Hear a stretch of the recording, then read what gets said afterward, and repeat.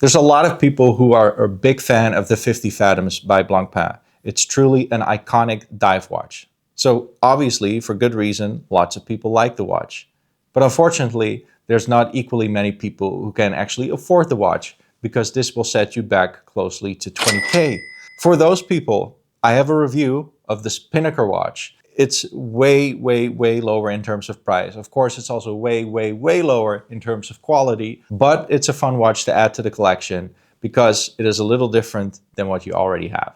So starting with the dial color of this particular watch, it's a deep red. I would say it's close to burgundy, but on the website, they're calling it oxblood red. I can see why. It features a case in 43 millimeters, has a case thickness of 13, a lug-to-lug of 51, so it wears like quite a large watch, also quite a thick boy, but probably if you're into diving watches, the thickness or the girth of a watch doesn't matter as much. It comes in a strap which is quite supple, and it has a nice dark gray, smoky type of color gray.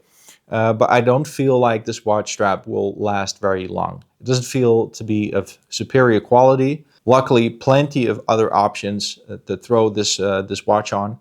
I also realized that this is actually the first watch that has this type of a dial color in my collection. At the same time, I also realized why.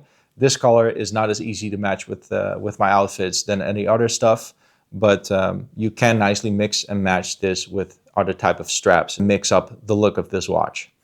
Now, there's a lot going on there when it comes to the dial. I like the fact that they decided to go for a black date wheel. There's often the standard white date wheel, so A for effort here. What makes it a little bit much, in my opinion, is the fact that they use yellow in the bezel itself. Maybe they wanted to go for a little bit of a patina look, but it's yellow orangey, while the dial is red. The bezel is a very glossy black. So that combination is a little much for me. It's not so understated. Like I mentioned, the watch is big and bold, but surely there will be a lot of people who think that this is a great alternative for any of the other homage watches out there. Of course, there's a lot of Rolex Submariner homages. Not everyone wants that. And if you are a fan of the 50 Fathoms look, then this could be a nice watch to add to your collection. So you can take a look on our website. They actually have this in a variety of colors. So do I recommend this watch? Well, if you like the whole 50 Fathom style, but you don't want to splurge 20K on it.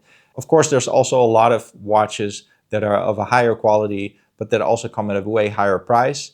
If you're just a watch lover that wants to switch things up without right away having to justify another watch purchase for themselves, then this, due to the price point, could actually be a nice middle ground.